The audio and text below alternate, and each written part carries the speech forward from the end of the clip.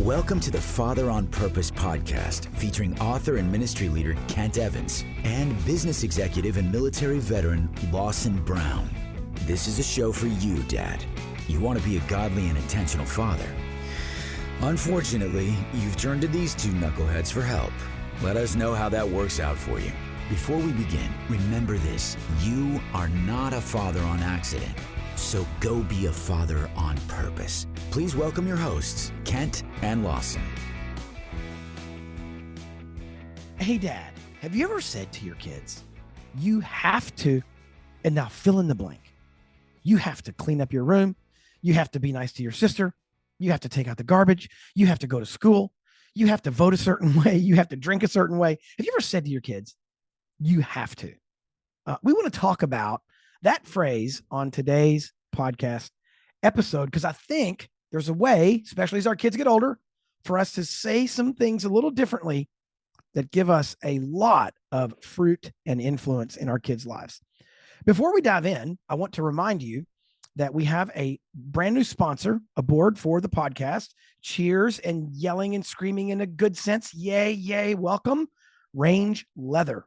If you haven't yet been to their website, head over to rangeleather.com and get something. Get a desk item, get a backpack, get a gift for your wife, like a purse or a pair of really cool leather earrings, get a leather hat for yourself, Dad. And when you do, be sure to use the code MJ15. That's Manhood Journey MJ15, and you'll get 15% off your order.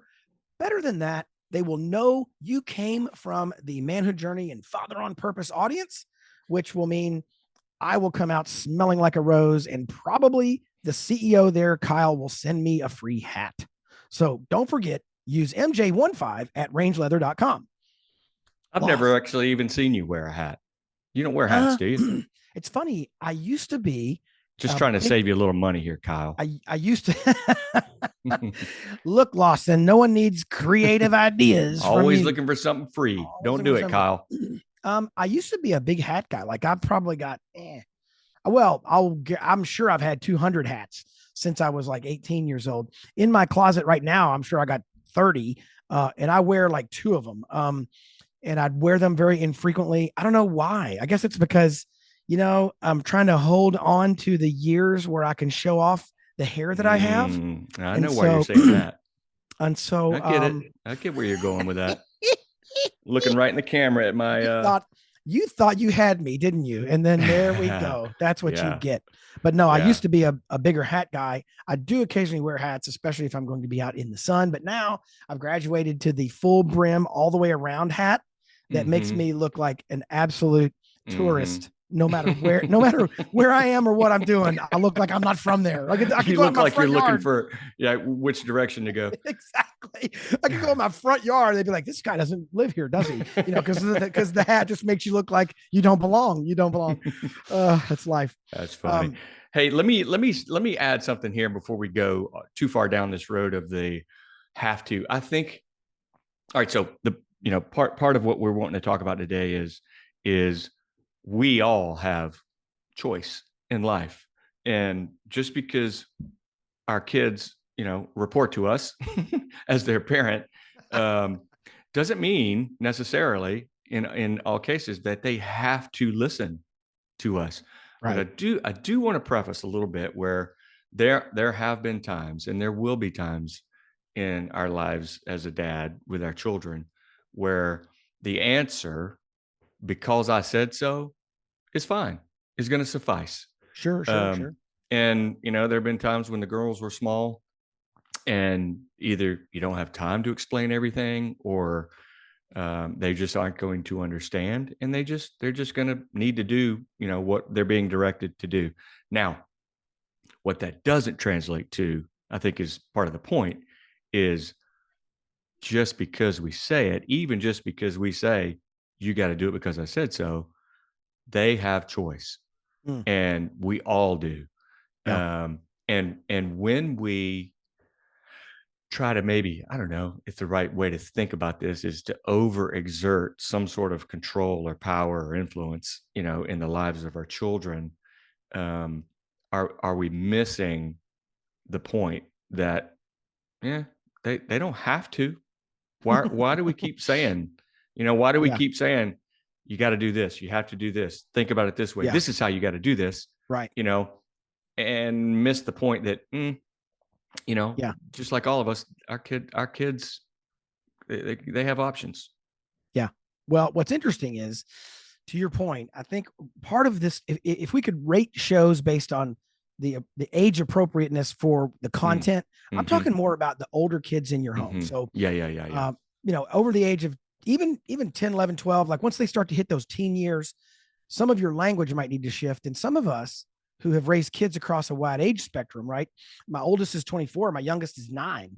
And so I've had, an 18-year-old in the house at the same time I had a baby. And so I've had different ages under the same roof. And sometimes it can be difficult to switch between knowing who I'm talking to. And so some days I can still talk to my 17-year-old like he is the 9-year-old. And what a lot of parents tell us is they don't know how to communicate with their kids. They don't feel like it's two-way communication. They can't get their kid to open up. And I'm going to tell you, today's episode will unlock some of that for you. I promise. Your money back. I will give you your money back if today's episode does not unlock some of this for you. But let me start to your point, Lawson. I don't want to get off track. If your kid's 2 years old, they have to hold your hand across the street. Like, yes. Okay. Or if we're walking in the parking lot, you have to do this. They have to put that knife down right when you say it, or they're going to cut themselves. Yeah. We bark out commands when our kids are young, sometimes out of safety. They have to obey or people get hurt. No, you just reminded me something. We had a neighbor once that was, they had young kids. We had young kids. I'll keep this quick because I know you were on a roll there for a sec. They kind of like wanted to chastise us because they thought that I was coming a little too strong. They didn't use the word no in their home. They didn't tell their children no or don't. They didn't want to give give negativity into their parenting. And Abigail was like 2.5 or 3, and she was in the front yard. We had a little bitty front yard, sidewalk, and then immediately was the road. And it was just scared me to death every time we were out there. And she was a toddler. She's walking around. She started to go toward the road, and I whistled like really loud and said, "Stop!" Like yelled, "Stop!" And boom, she stopped in her tracks.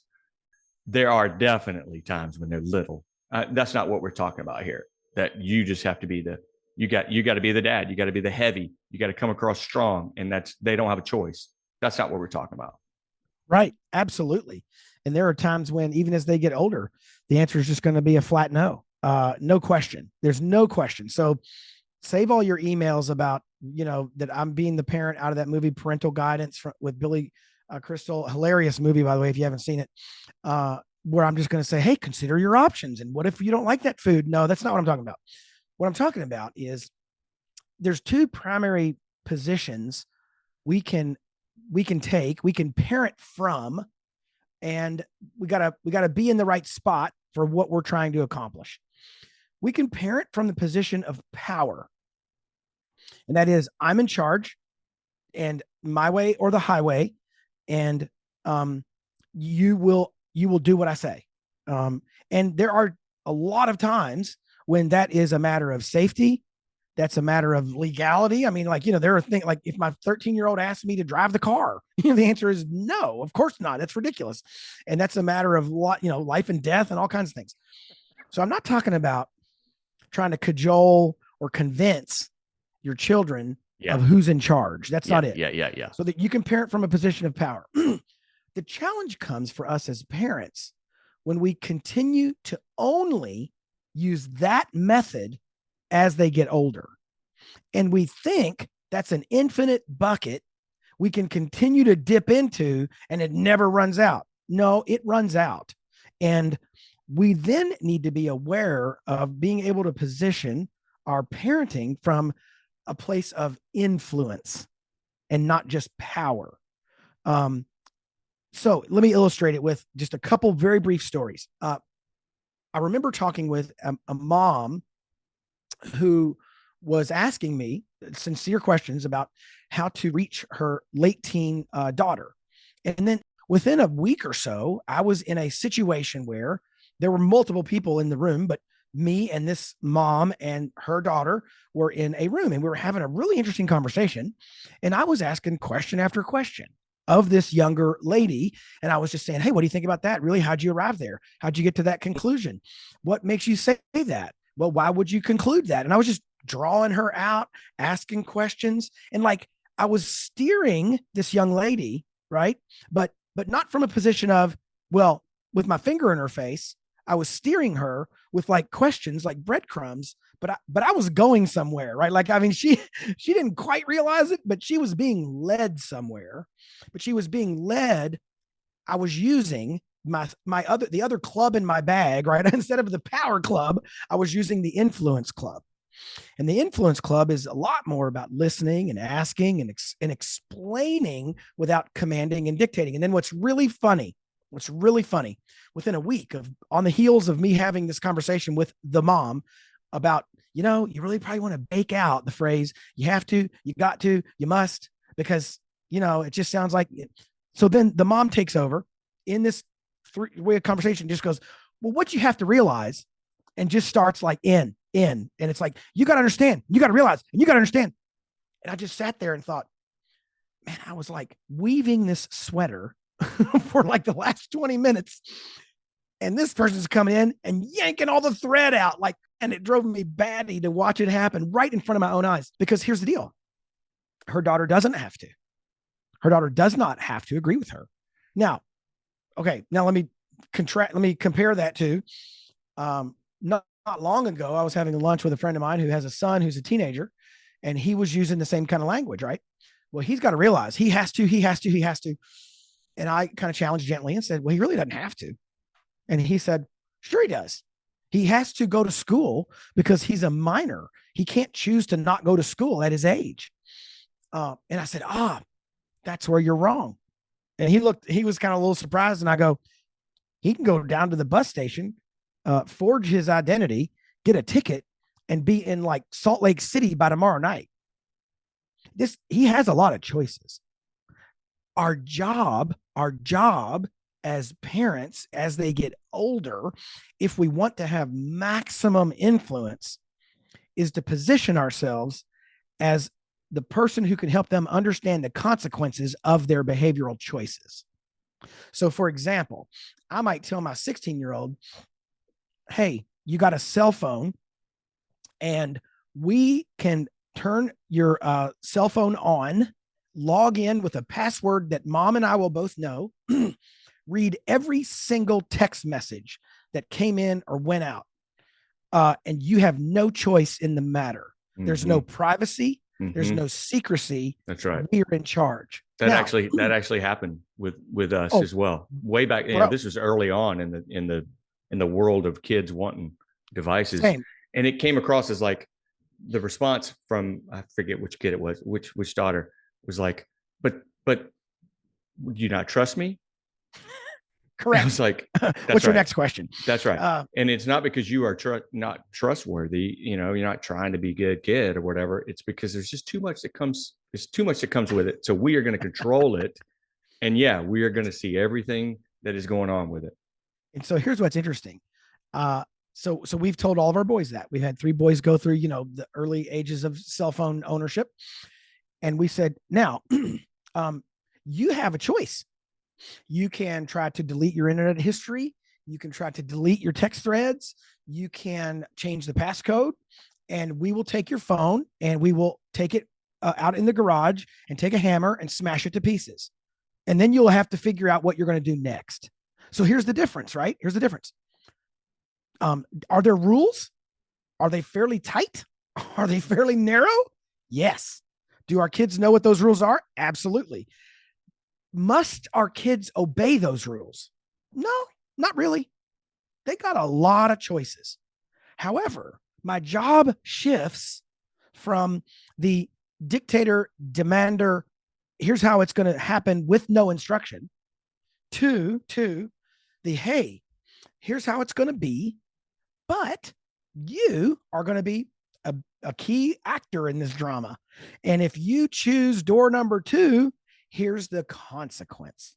And so for us, it became really helpful because what I was in the process of doing, right, from the age of, well, really from the time my kids are, a child, a kid, I'm trying to give them gradually the right amount of agency and choice in their own life.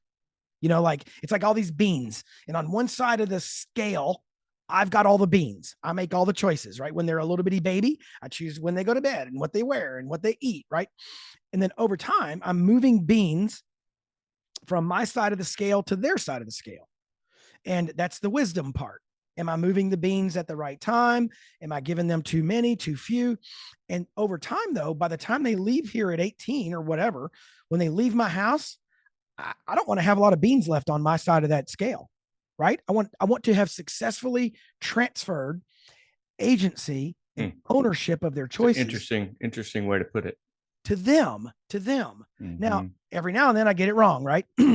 Either I didn't give something soon enough, or I'm usually on the other end. I took too long to give them something. But for us as parents, here's the phrases that undermine our influence. Son or daughter, you have to, you must, you better. When we say those kinds of phrases, especially to teen or older teen kids, here's what's going through their head. No, I don't. Now, they may not say that to you, to your face out loud, but they know better. They can go get all F's. Like that's actually one of their choices. But what you mean when you say you have to pass all your classes, is if you don't pass your classes, we're not going to pay for college. So there's actually a consequence connected to their choice. They can actually go flunk out. Congratulations. The money will stop flowing. Or they can go and choose to hang out with somebody you've told them to stop hanging out with, and then you will take the cell phone away. Fine. Go ahead. Find a cell phone some other way. And I know these get dicey, and I'm not trying to tell everybody. Right. And you're not saying, yeah, I know you have a choice. And if you make that choice, I have a choice too. And so I'll just take your phone back. And if, in fact, I'll take my phone back that I bought for you. What's going on, dads? Check this out. Hey, in the world of fatherhood, balancing style and functionality is key, right? Range Leather gets it. Offering products like the sleek Elbert wallet and the American flag hat, which is on the way to this guy. It's perfect for dads on the move. Made from the finest Horween leather, Range's products don't just look good. They are built to accompany you through every dad duty with elegance and resilience. Snag your next dad essential at rangeleather.com and save 15% when you use code MJ15 at checkout. Head to rangeleather.com to get your swag. That's RANGE leather.com.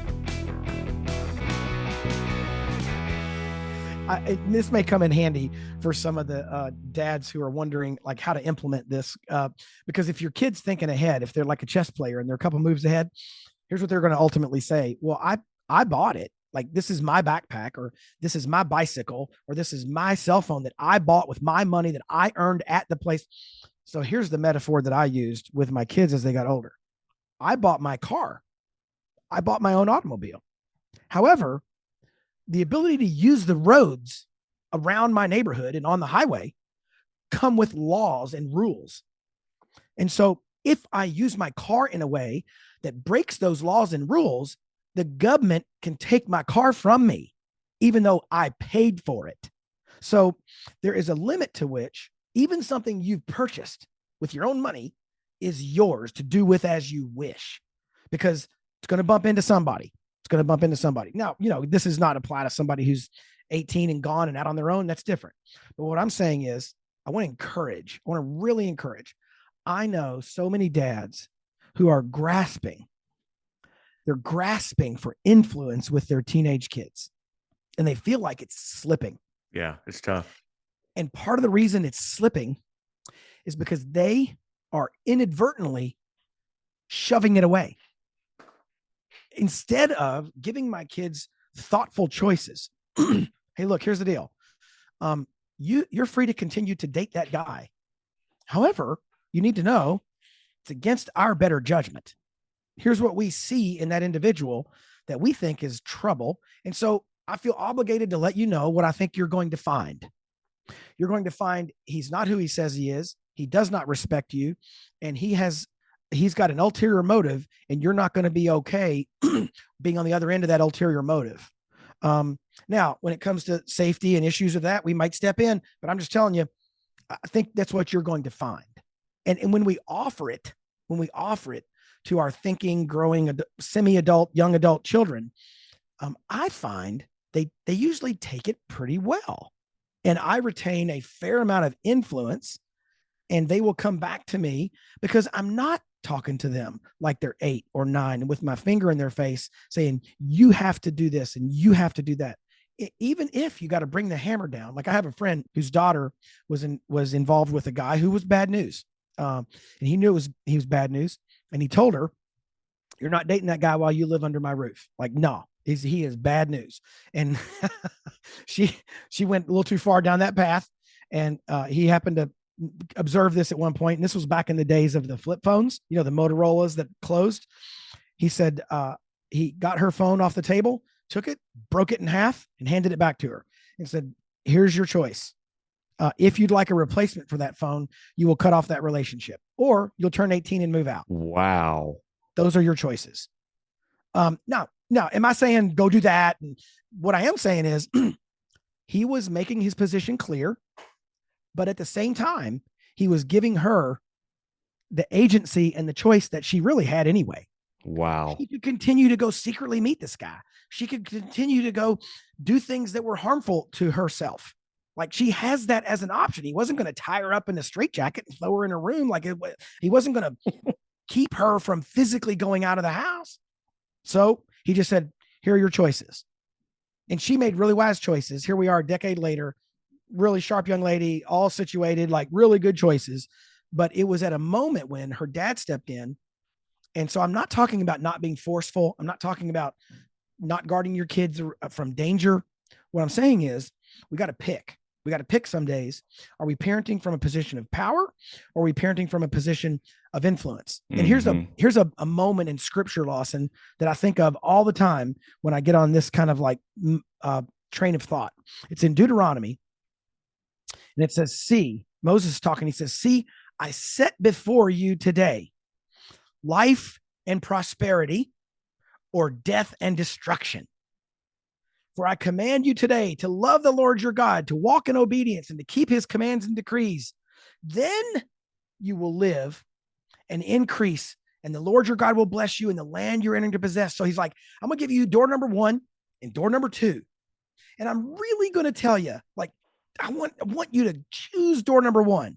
But then in verse 17, he goes to door number 2 and he says, but if your heart turns away and you are not obedient, and if you are drawn away to bow down to other gods and worship them, I declare to you this day, you will certainly be destroyed. You will not live long in the land you're crossing the Jordan to enter and possess. This day, I call the heavens and the earth as witnesses against you. I've set before you life and death, blessing and cursing. Pick wisely, choose life. And so for us as parents, I'm not talking about just going, oh, all paths are great. Date whoever you want, drink whatever you want, smoke whatever you want. I'm not saying that. What I'm saying is we got to pivot to helping our kids understand you do have some choices here, but I feel compelled to tell you what I think is behind door number 2. Mm-hmm. Yeah, it's giving additional context, understanding, helping them understand the why behind it. And I think another thing that's helpful too is to get them, before choices come, get them to describe and buy into why they're wanting to go a certain direction, or what maybe a certain direction might bring, and get them thinking, get them talking about it, have their heart be bought in to a direction, so that then as the choices come, we as the dad, with a little bit better perspective, a little bit longer term perspective, maybe we've been there, done that, or we've seen a guy like that coming at our daughter, we know that kind of guy. We can help bring it back to the why. Yeah. Well, and I'll give you a good example. Philippians 4, Paul says, be anxious for nothing. And so there's a ton of commands in the New Testament. We would use the word exhortation, right? It's where Paul's speaking in this language about, I'm telling you to do it this way. Like he kind of does have the finger in the face, kind of saying, hey, do it this way. And we would call those exhortations. Be anxious for nothing, Philippians 4:6 says, but in everything, by prayer and supplication with thanksgiving, let your requests be made known to God. So Paul gives you a few things right there in a row to do. Don't be anxious, pray, tell God your request. And then he immediately says, what's going to happen if you do? And the peace of God, which surpasses all understanding, will guard your hearts and minds through Christ Jesus. And that's what I'm getting at. Okay? Right. That's what I'm getting at. Right. It's my job to exhort my children and to tell them, here's the path of life and here's the path of death, right? I want to make that really clear. And then I want to tell them what happens behind those two paths.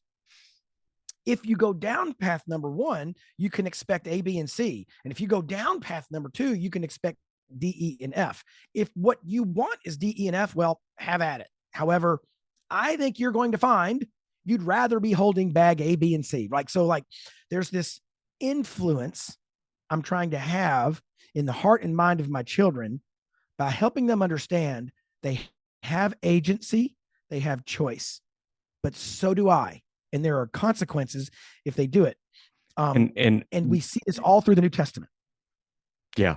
What I was going to add is they learn through more responsibility, and us as the parent can allow that in stages. They take a step and learn, give them a little more. In fact, that's right. I have a guy on our team. He manages one of our branches, and this guy took over, and we were in bad need of a turnaround situation. Like, he came onto the team, he inherited a mess, and we knew he was the right guy for the job. Yeah. And I remember having a conversation with him early on. Myself and Joe were talking to Scott, and Joe and I knew that Scott was right. He had the knowledge, he had the responsibility, he had done something like this before, but he didn't know our company. And there were some ways that we had to, guide through some checkpoints and stuff like that. And in a conversation a long time ago, I said, look, man, you have got a lot of rope on this, but we believe in you. Check in with us frequently. That rope does have limits, but you got a lot of it. And what was super rewarding, I was actually back in that market a month and a half ago, saw what he had done, the new place, the team was totally different, awesome culture, great productivity. And before I left, he said, hey, can you come, let's sit in my office real quick. So we sat back down, and he was, we were just kind of finishing up. He reaches under his desk and pulls out, he actually had a rope, a small bit of rope in a loop. And he pulled the rope out, and he was kind of sitting in his chair, rocking a little bit. I was on the other side of his desk. And he goes, one last thing, I want to give you your rope back. And I was like, dude, that is a bold statement, and I love it. But he reminded me, remember the day that you told me I have a lot of rope and that you believe in me, I'm giving your rope back. And I was like, dang, dude, how beautiful is this? You've done it. This is awesome. And so now that rope is going to become an award that we give to other branches that do a turnaround story. And so similarly, I bring all that up to say, you got to know your kid. You got to know their capabilities, their strengths, their weaknesses. You got to explain the why. You got to talk about things, talk about the future. Where are we going? Why do you want that? What do you think will get you there? And then as they learn and as they grow and as they prove and gain trust, you give them more and more and more. And eventually they turn around and go, hey, Dad, I got this. Right. Wow. That is fantastic. What a great story. I'm glad you shared that. Yeah, he's a good dude. The other one that I would pull out of the New Testament is 1 Timothy 4. Paul, again, he's talking to Timothy, and he says in this one, and there's tons of these, right? You just go find them in the New Testament, but he says, take heed to yourself and to the doctrine. Like, stay on track. And he says, continue in them, for in doing this, you will save both yourself and those who hear you. So he tells Timothy, do this. Like, he doesn't say, well, if you feel like it, if the creek don't rise, and if you got a mind to, he says, do this. I mean, do it. But then he says, for in doing, you will save both yourself and those who hear you. So I'm going to paint for you what's behind this door number one. Go behind this door one, just like Moses in Deuteronomy. He said, choose life, because here's what's behind the door of life. Right on. And that's where I want to be. And that's where, like, you were with this guy in the branch. You've been with your daughters. I've been with some of my older sons, where we realize, man, you got a lot of choices. And you got a lot of voices coming at you, telling you what to do about those choices. Mm-hmm. And my job as a dad, as you get older in your teen years, is to help you understand what is behind some of those doors. Yeah, you can take extra classes that one semester, but you might need to back off the number of hours you're going to be able to make money. Are you okay making less money? You may want to take that internship, 14 states away, but it may put a little pressure on your relationship back here with, this friend of yours. Is that okay? Like, I'm not telling you what to pick. I'm telling you what I see behind some of these door choices. Because one thing I do have, I heard a guy who's 85 one time, he got up to speak, and he looks around the room, and everybody in the room was far younger than him. And he goes, you know what you guys have that I don't have? Youth. You have youth. And there's everybody kind of chuckled. And he goes, you know what I've got that you don't got? Perspective. Oh, that's nice. And he goes, I've got perspective. He goes, I've been around a long time. Then he went on to talk about something. And that's for us is, I have perspective. I have pattern recognition. I have some degree of experience. I have some degree of busted knuckles and, broken toes that I've tripped over and done things wrong. And I can help my kids with that, but only if I'm working from a position of influence as they get older, not a position of power. And I see a lot of guys get this wrong with their older teenage kids, and they create a lot of alienation, and they actually, ironically, lose the very thing they want the most. They over-exercise power and undermine their future influence. And I want to help dads do this the other way around. As your kids get older, set before them life and death. Set before them choices. Tell them, like you told your branch guy, I'm going to give you some rope, and we're going to see how this goes. And if I think you've gotten too far, I'm going to pull you back in for reasons of safety, not even necessarily reasons of punishment. Like, you shouldn't give me a scalpel and have me operate on you. Right? Because I'm not a doctor. So that would be a very irresponsible thing to hand me and then lay down on the table and say, cut me open, Kent. That'd make both of us a fool. So there are times when even something that could be well used by somebody else doesn't belong in your own child's hands. Not yet. Not yet. And so we got to make all those judgment calls. Dad, I want to help you make those judgment calls in line with Scripture by helping our kids see what's behind some of these choices, and then not stealing their agency, letting them have their agency, but at the same time, exhorting them to choose wisely and to choose life. We hope today has been fruitful for you, and we can't wait to see you next week. God bless. Hey, Dad, thank you for listening to today's show.